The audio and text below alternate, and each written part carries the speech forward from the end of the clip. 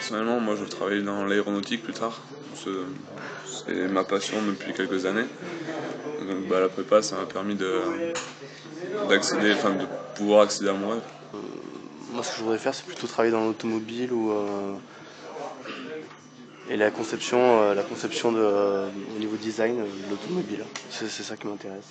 Donc bon, grâce à la classe prépa, on peut accéder aux écoles d'ingénieurs qui permettent cette formation et voilà, et enfin de devenir ingénieur à ce niveau-là.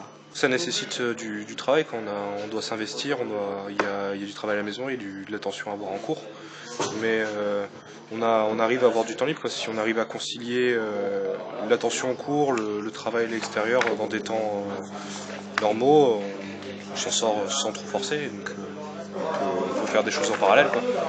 Il n'y a pas de raison pour qu'on n'y arrive pas. N'importe qui ici peut y arriver. Comme il n'y a qu'une seule classe de première année et de deuxième année, si jamais il y a un coup dur, déjà les profs ils peuvent nous aider, parce qu'il y a plus de suivi. D'abord, ils sont très suivis par l'équipe pédagogique. Ils arrivent d'horizons très différents et donc il y a une entraide qui se met en place de manière tout à fait naturelle, notamment dans le cadre de l'internat et puis dans le cadre d'activités pratiques comme on le voit ici où ils travaillent en binôme ou en trinôme. Il y a moins l'esprit de compétition que dans d'autres prépas, donc c'est pour ça que c'est pas plus mal, quoi. Il y a une dose de travail à fournir, mais c'est faisable et si on prend le rythme bien comme il faut et puis qu'on a la motivation, ça se passe, tout va bien. Ils ont 2-3 heures d'interrogation orale par semaine. Et ça, c'est la spécificité des classes CPGE. En fait, une fois par semaine, les élèves vont être devant un professeur qui sera là pour 2 ou 3 élèves. Et cela permettra, outre vérifier les acquis de la semaine, de les mettre en situation d'explication orale.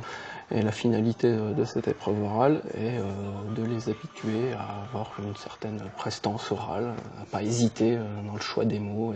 Donc ce TP, c'est un pan roulant utilisé dans l'industrie pour tout ce qui est dockage, par exemple sur les ports avec les conteneurs.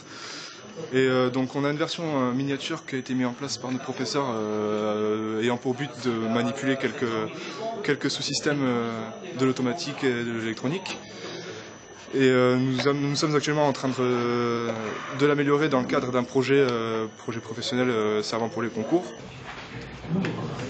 Voilà une activité assez caractéristique de cette classe prépa, donc pour l'enseignement des S2I, dans la mesure où c'est une activité qui est bien pratique sur un système industriel réel, on fait du concret. Il y a aussi une dimension technologique avec les appareils de mesure et l'outil informatique qui est évidemment très présent.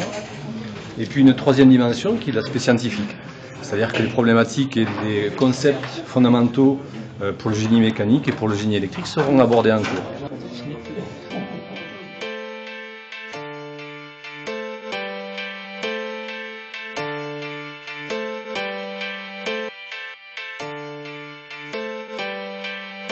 Là, on fait la prépa, on est à un excellent niveau. Et ensuite, on peut intégrer l'école qui nous convient de notre niveau. On a le choix dans un large panel d'écoles. Dans cette section, la TSI, on a un meilleur ratio place élèves par rapport au concours. On n'entre pas en concurrence avec les autres prépas. C'est un gros avantage, sachant qu'on n'a pas forcément le même niveau que d'autres prépas en maths, mais on a aussi un meilleur niveau qu'eux en tout ce qui est mécanique, électronique, électrotechnique. Plus tard, je crois que je resterai à l'école, parce que j'aimerais bien faire prof en fait. C'est une motivation. Si on a un rêve, on peut le réaliser comme ça, et puis si on a la motivation, on va y arriver.